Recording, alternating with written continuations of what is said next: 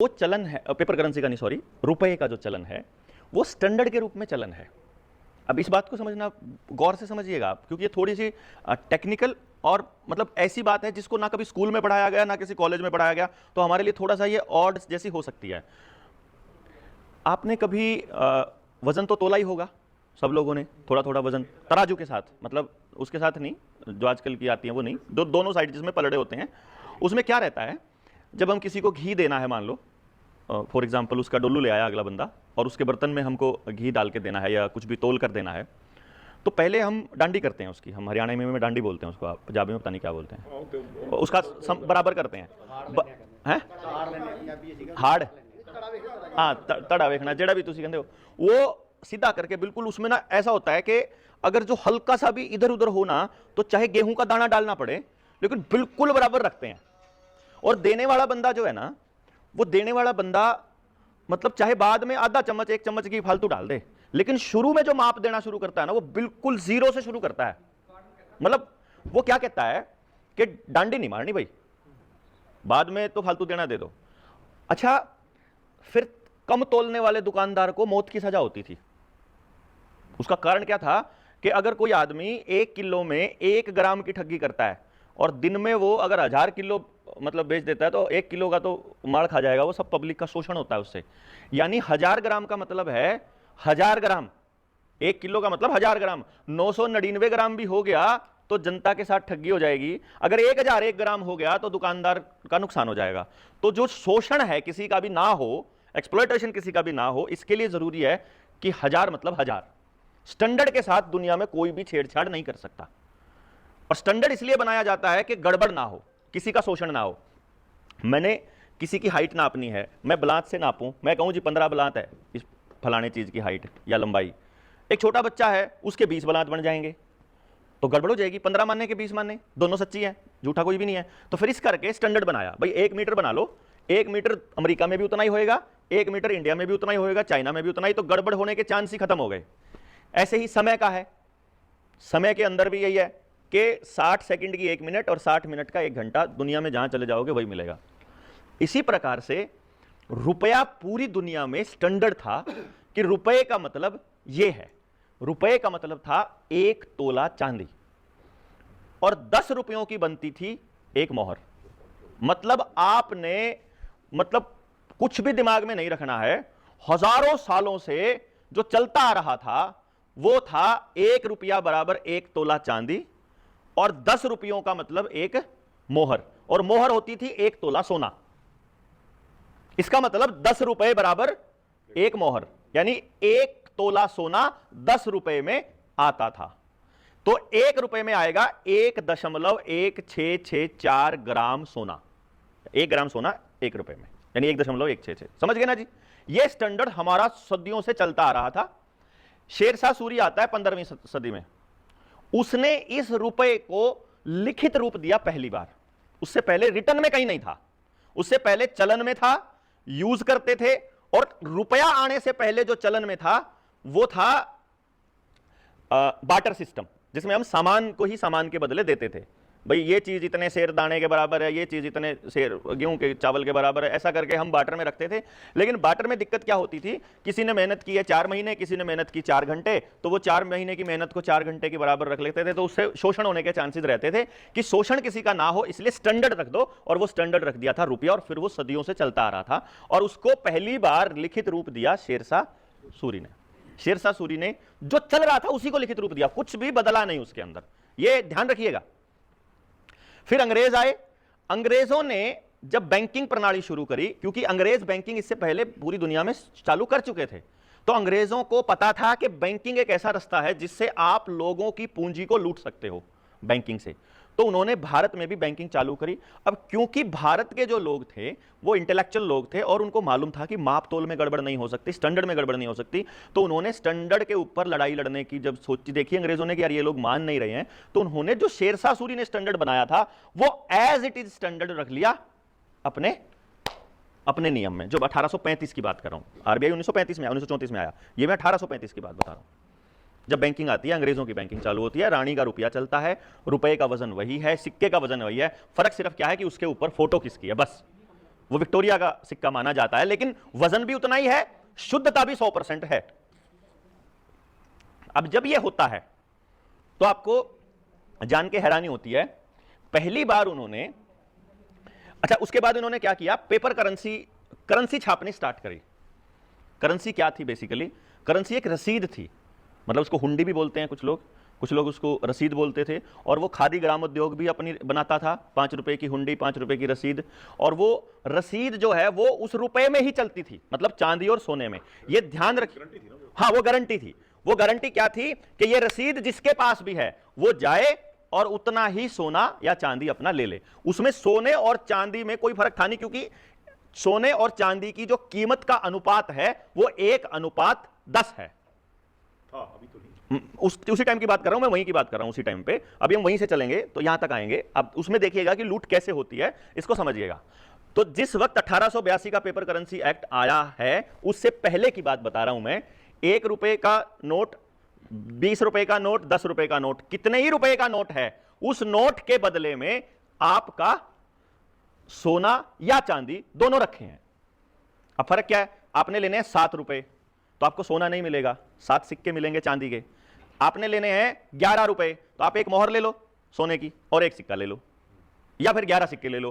कीमत में कोई फर्क है ही नहीं, क्योंकि 10 रुपए के बराबर एक मोहर है और कीमत भी 1:10 की है उसकी, सोने और चांदी की। तो यहां किसी का कोई शोषण नहीं हो रहा है। अब आप सोचिए, मैं उसी टाइम की बात कर रहा हूं जिस दिन 1882 का पेपर करेंसी एक्ट बनना शुरू होता है और पहली बार कूटकरण होता है। कूटकरण का मतलब है रुपए को डिवैल्यूएट करना, रुपए की वैल्यू कम करना।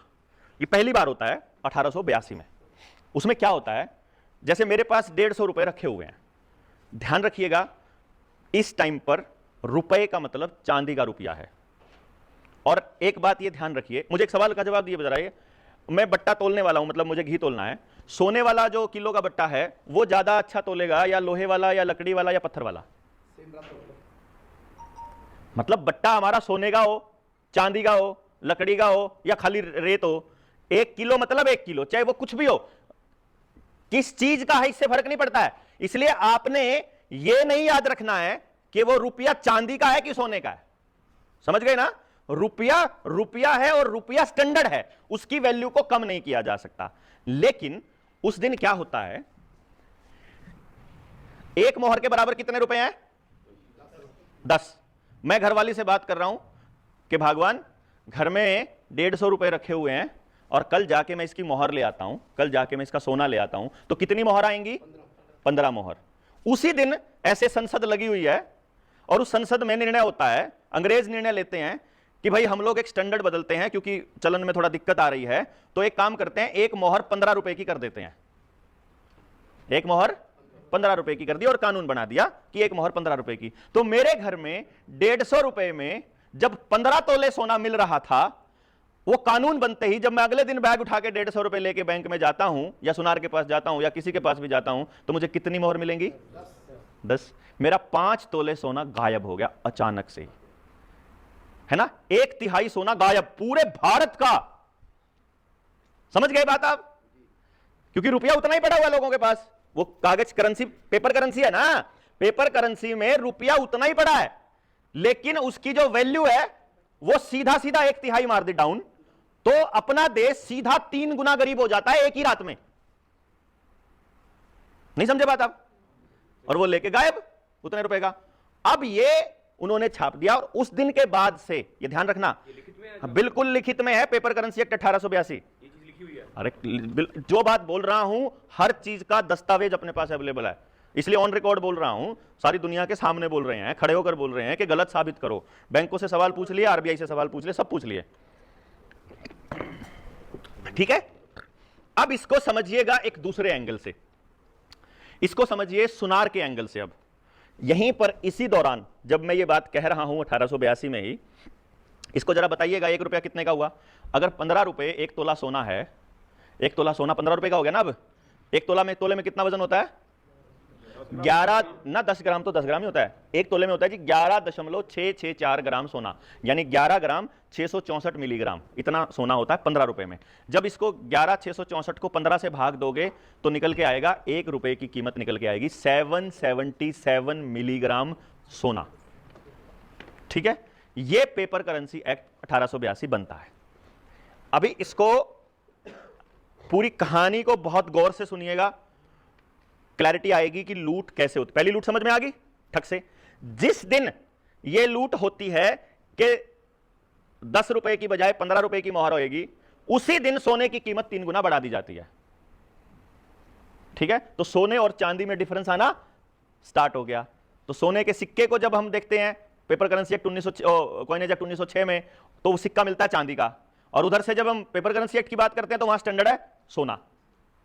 तो हम स्टैंडर्ड सोने को ही लेके चलते हैं, क्योंकि वो सिक्का तो चाहे कागज का हो चाहे बेशक लोहे का हो, हमें क्या मतलब है, सिक्का तो जिसका मर्जी हो, लेकिन 1 रुपए का जो स्टैंडर्ड है वो सोना है, और 15 रुपए का सोना 1 तोला है, तो 1 रुपए का सोना 777 मिलीग्राम सोना है। ये डन होके वो पेपर करेंसी एक्ट बन जाता है और चलन में चालू होता है। उसी दिन कलकत्ता के अंदर बहुत घमासान विरोध होता है, क्योंकि उस वक्त कलकत्ता ही राजधानी है।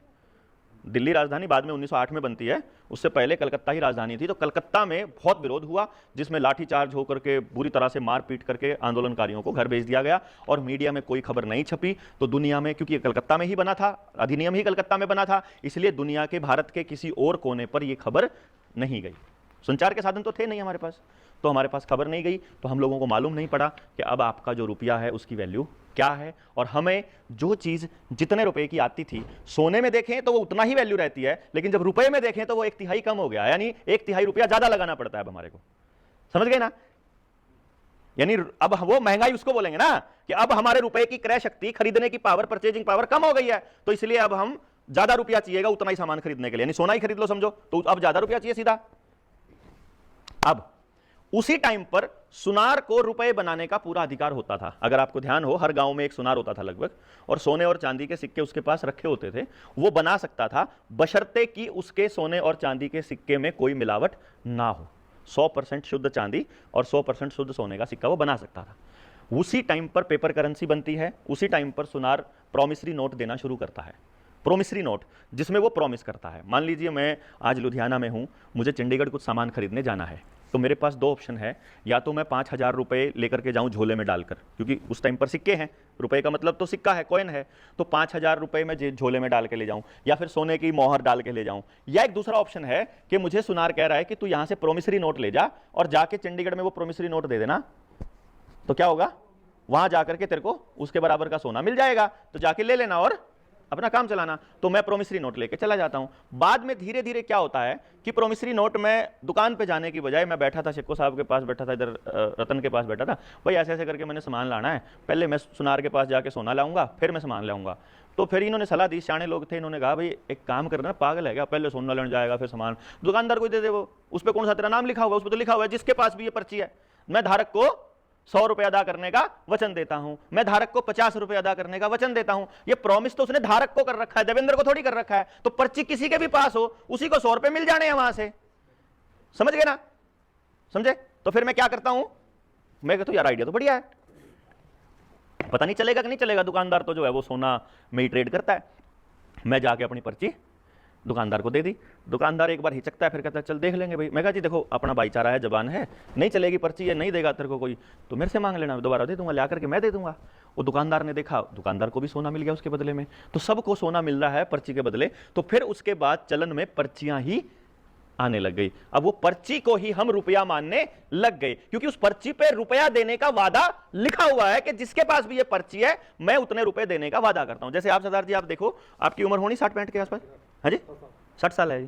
अब 60 साल की जो जितने भी बुजुर्ग हैं अपने, वो 60 साल के बुजुर्गों की बात देखोगे ना आप गौर से, कभी भी अपने गांव में जाओगे, पिंडों में बात करोगे एक दूसरे से, तो जो अपने बुजुर्ग है ना, वो कभी भी 100 रुपया नहीं बोलते, वो हमेशा बोलते हैं 100 का नोट दियो भाई, ऐसे बोलते ना जी, दिया भाई 500 का नोट, दिया भी 1000 का नोट, दिया भी 2000 का नोट। वो 2000 रुपए कभी नहीं बोलते, वो 2000 का नोट बोलते, क्योंकि उनको मालूम है कि ये नोट है और रुपया हमारा वहां सुनार के पास रखा हुआ है। सुनार मतलब आरबीआई, समझ गए ना, कि ये नोट है। और ये नोट कैसे छपता है, ये नोट की पर्ची कब आती है, जब सुनार के पास रुपया रखा हो, उसी के बदले पर्ची मिलेगी ना।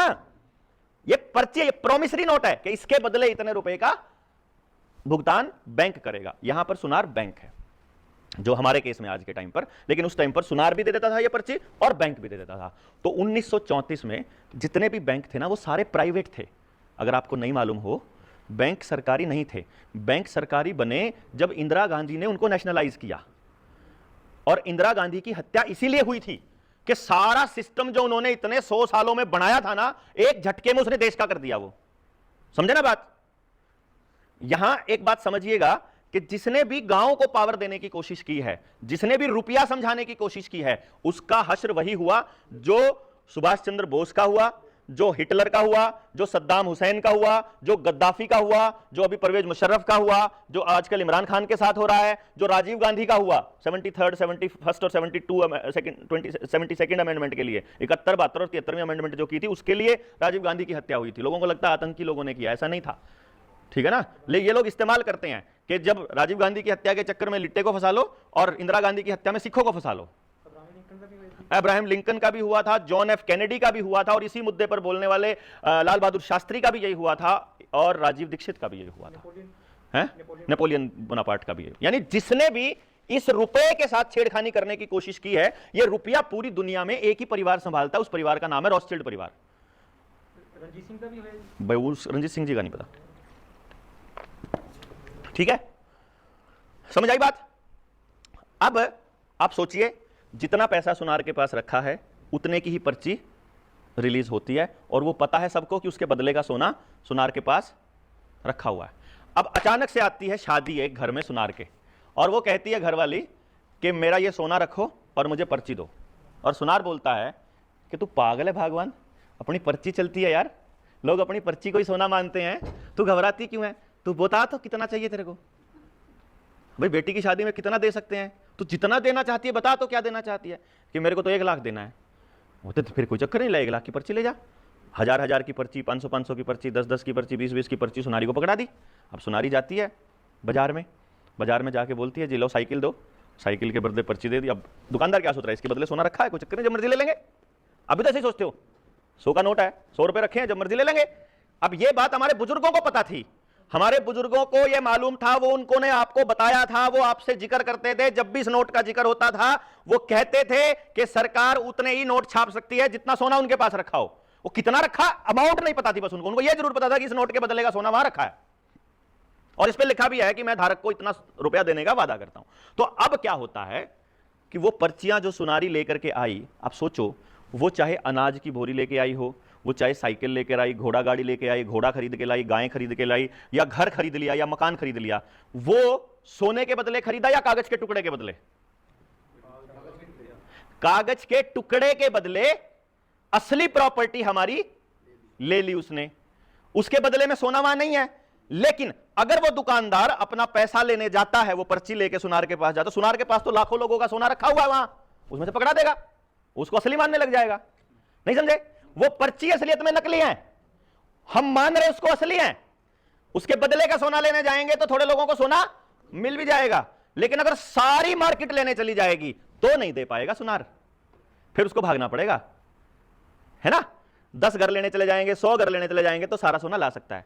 अब भारत में क्या होता है, जब 1934 का आरबीआई एक्ट बनता है, तो आरबीआई एक्ट की धारा 26 यह कहती है कि आरबीआई अपने पास जो सोने का स्टॉक होगा उसके बदले में ही नोट छापेगा, और जब भी मालिक अपने पैसा मांगने आएगा, आरबीआई वो सोना देने का, पैसा मतलब सोना, जो स्टैंडर्ड है उसका, वो देने के लिए, मतलब अब मैं रुपया बोल रहा हूं तो समझ लो सोना है, वो जो चलन में है ये रुपया नहीं है, रुपये का प्रोमिसरी नोट है, रुपया वहां रखा हुआ है आरबीआई के पास। तो आरबीआई क्या कहता है कि 26 धारा कहती है कि आरबीआई जिम्मेदार है रुपया देने के लिए। यानी आज आप अपना रुपया लगाओ, आप करके देखना एक काम, हमने बहुत से आवेदन लगाए, आप में से किसी ने लगाया 2000 का नोट? आपको ये मालूम है 2000 का नोट अभी भी चलन में है, पता है ना, लेकिन दुकानदार नहीं ले रहा आपका और बैंक ले रहा है। इतनी बड़ी फ्रॉड कर दिया कि हम लोगों को लगता है 2000 का नोट चलन में नहीं है। 2000 का नोट आज भी लीगल टेंडर है, मैं आपको बता दूं, और उसको कोई लेने से मना करता है अगर, तो उसको सजा हो सकती है। हमारी करेंसी को लेने से कोई मना नहीं कर सकता, भारत की करेंसी को, लेकिन फिर भी एनी हाउ हमने 2000 के नोट का कैलकुलेशन किया था। एक 2000 का नोट यदि हम बैंक में लगा देते हैं और ये कहते हैं कि हमें तुम्हारे से इसके बदले में 500 के या 100 के नोट नहीं चाहिए, हमें इसके बदले में हमारा रुपया चाहिए, हमारे रुपये का भुगतान करो, तो कैलकुलेशन करी थी 1554 ग्राम, यानी 1.5 किलो सोना बनता है एक 2000 के नोट के बदले में। अब हमने आवेदन लगा दिया। कमाल की बात यह है, बैंक मैनेजर कहता है कि हमको मालूम ही नहीं है रुपया क्या है, और ना तो आरबीआई हमको पैसा दे रहा है और ना मना कर रहा है। कमाल की बात यह है, मना भी नहीं कर रहा। क्यों नहीं कर रहा मालूम है? क्योंकि आईपीसी की धारा 489, जो आपको शेखो साहब अभी जो मैंने बोला था, जो वो पढ़ा रहा था, आईपीसी की धारा 489 का ख ग घ अंग क्या कहती है कि यदि आपने जितना पेपर करेंसी एक्ट 1882 में लिखा हुआ है उससे कम रुपए की वैल्यू बना दी तो तुमको जेल होगी। समझ गए बात आप? यानी आप रुपए का कूटकरण नहीं कर सकते। कूटकरण का मतलब है डिवैल्यूएट नहीं कर सकते, ठीक है? और अगर आपने कर दिया तो 7 साल, 10 साल, आजीवन कारावास, जो भी उसका जैसा भी आपने किया है उसके लिए आपको सजा होनी तय है। ये जो मैंने आपको थोड़ी देर पहले बताई बात, एक आपने ध्यान दिया हो अगर, जिसमें सुनारी लेकर के आ रही है सामान, ये आपने अपने जीवन में देखा कभी? नहीं देखा जी? हाँ जी, आपने देखा सरदार जी? ये जो मैंने कहा था कि सुनियारी जो है वो अपने नोट छाप के और सामान लेने चली गई बाजार में, ये वाली आपने देखा? आपने देखी सरदार जी? नहीं देखी? क्यों नहीं देखी आपने? आपने देखी है।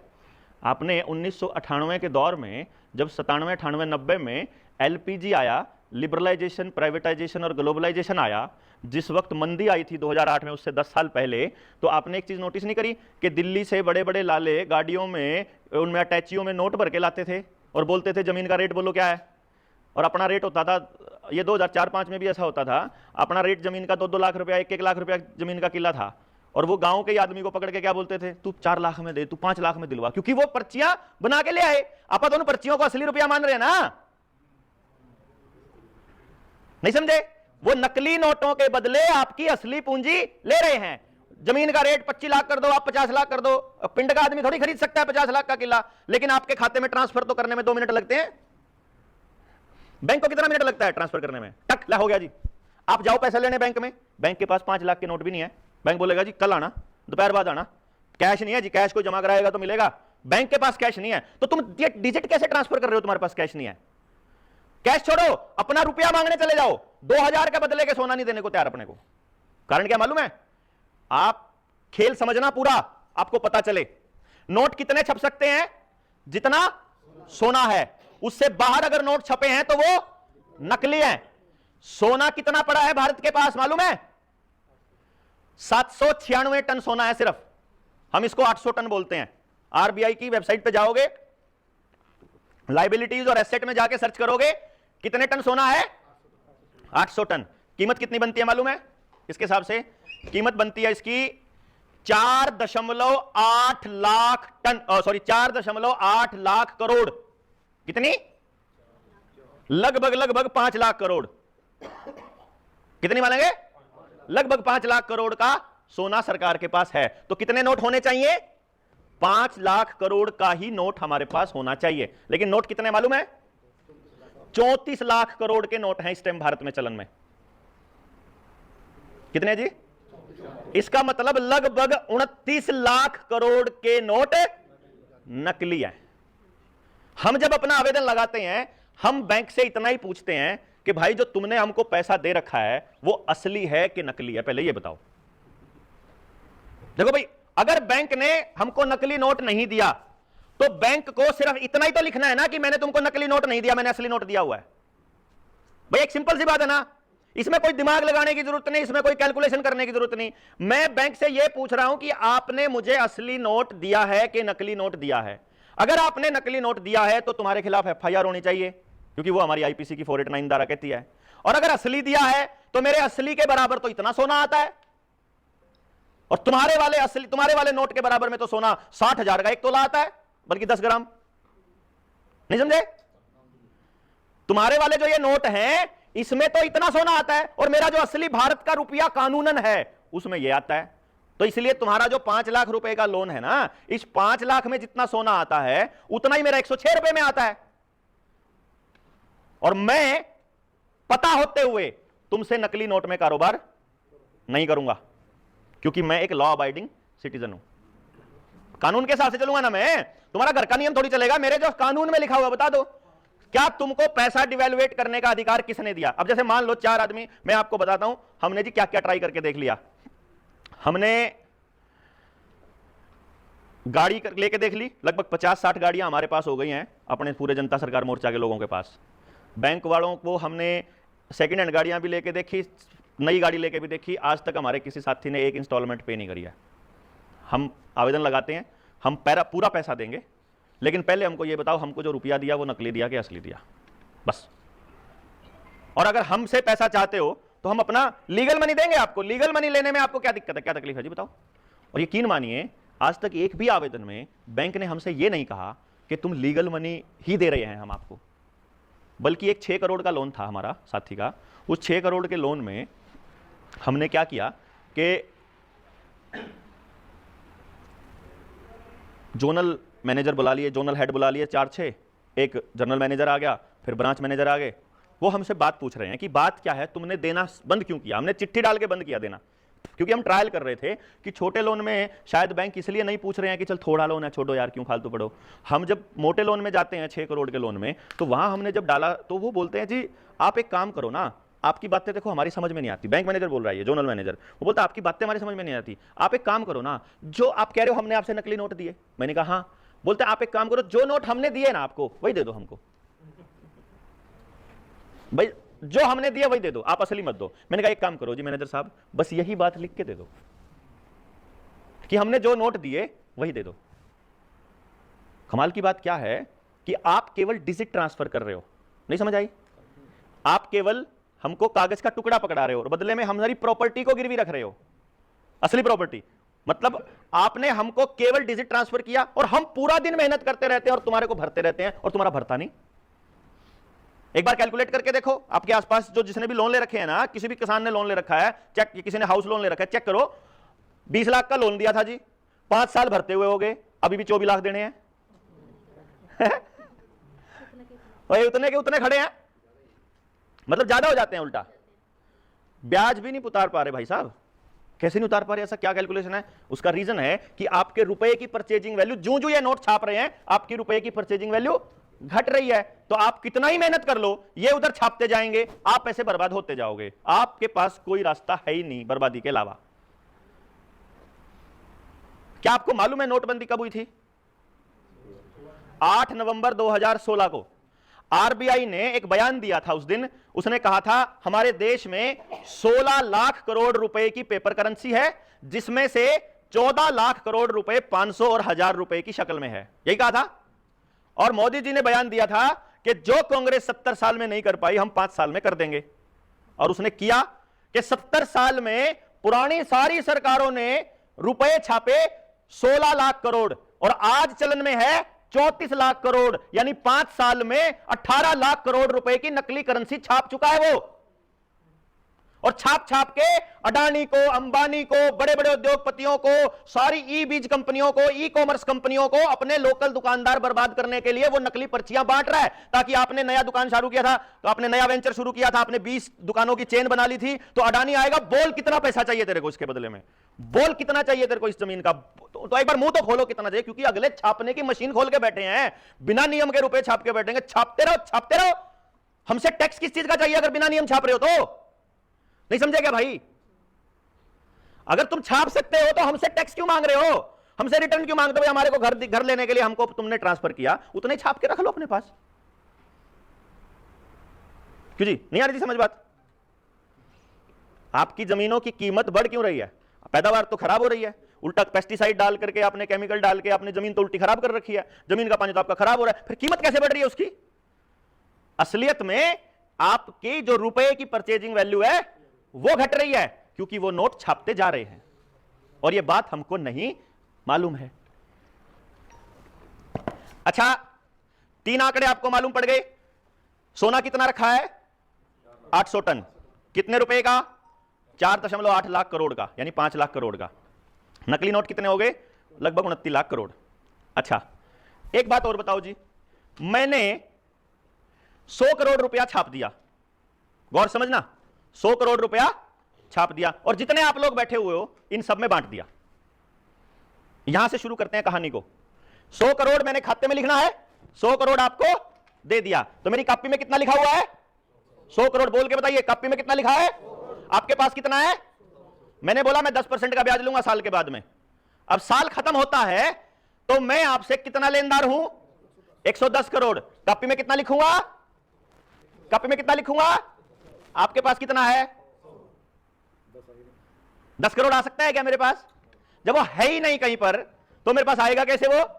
इसका मतलब जिस भाई ने भी 10 करोड़ देना है और उसके पास देने के आखिर में मतलब इन्होंने दे दिया, इन्होंने दे दिया, इन्होंने दे दिया, सबने दे दिया, आखिर वाला अब इनके पास पूरा नहीं था तो इन्होंने इनसे लेके दे दिया, इनसे लेके दे दिया, इनसे आपस में ले दे के देते हैं ना। जमींदार आजकल कैसे करता है? जो आपने जो जमीन की वो लिमिट बनाई हुई है, जब 6 महीने बाद जमा कराने का टाइम आता है तो वो कहां से लाता है? रिश्तेदारी से, दोस्त से, भाई तू दे दे यार, महीने वास्ते दे दे, तू ब्याज ले ली है ना, ले ली ब्याज फिर वापस दे दूंगा तेरे को महीने बाद या 15 दिन, ऐसे करता ना जी। तो हम ऐसे करके एक दूसरे से ले दे के सारे दे देंगे तो आखिर में जो 3 या 4 लोग बैठेंगे उनका 10 करोड़ वापस नहीं आएगा। तो दो ही रास्ते होंगे, या तो 10 करोड़ रुपए की प्रॉपर्टी बैंक जब्त करेगा, या 10 करोड़ रुपए वो कह देंगे हम नहीं देते, ना प्रॉपर्टी देते ना 10 करोड़ देते। मतलब वो 10 करोड़ रुपया कहीं है ही नहीं, तो या तो वो एनपीए होगा या वो प्रॉपर्टी जाएगी 100%। और किसके बदले में जाएगी? वो जो हवा में 10 करोड़ है। ये जो 100 करोड़ आपने दिए थे ये हवा में, भाई आप मेहनत कर रहे हो, आपका पैसा पैसा थोड़ी बना रहा है। और केवल जमीन है जो पैसा बनाती है, आपको ये पता होना चाहिए।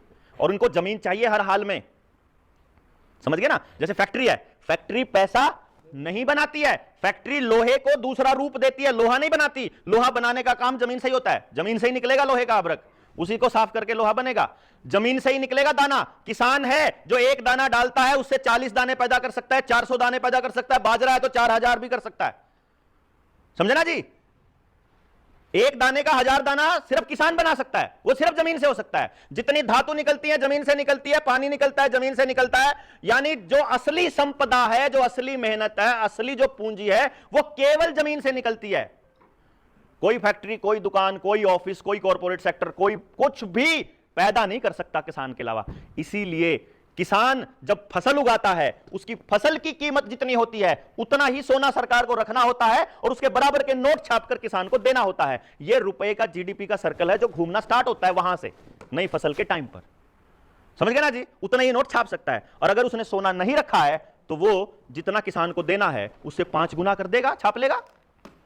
अगर कोई नियम नहीं होगा छापने का तो मनमर्जी के छाप लेगा, तो किसान को तो देगा एमएसपी से भी कम वाले रेट का पैसा और उद्योगपति को दे देगा 15,000 करोड़ रुपया कि जा तेरे माफ हुए 15,000 करोड़, मौज ले। तेरे को नए स्टार्टअप के नाम का 1 लाख करोड़ दे दिया, तेरे इस स्टार्टअप के नाम का 50,000 करोड़, और फिर वो स्टार्टअप को लेके आएगा, फिर किसान की जमीन को जबरदस्ती अधिग्रहण करेगा या किसान की जमीन को खरीदेगा। फिर किसान मजता हुआ जब उसके पास कुछ नहीं बचेगा वो अपनी औलाद को विदेश भेज देगा, क्योंकि विदेश में औलाद चली गई, यहां बूढ़ा बूढ़ी रह गए, थोड़े दिनों में 5-7-10 साल में सटक जाने हैं, वो जमीन फिर इन्होंने काबू करनी है, क्योंकि इनको चाहिए तो जमीन हर हाल में, समझ गए ना जी? और सबसे बड़े लड़ाके ये इलाका है पंजाब, हरियाणा और पश्चिमी उत्तर प्रदेश, तीनों का इंतजाम कर रखा है भाई साहब, तीनों का। उधर क्राइम चला रखा है और हिंदू मुसलमान, इधर कैंसर ही कैंसर। पंजाब में इतना पेस्टिसाइड दे रखा है आपकी नसों में, आपके नीचे का अंडरग्राउंड पानी भी जहर हो चुका है।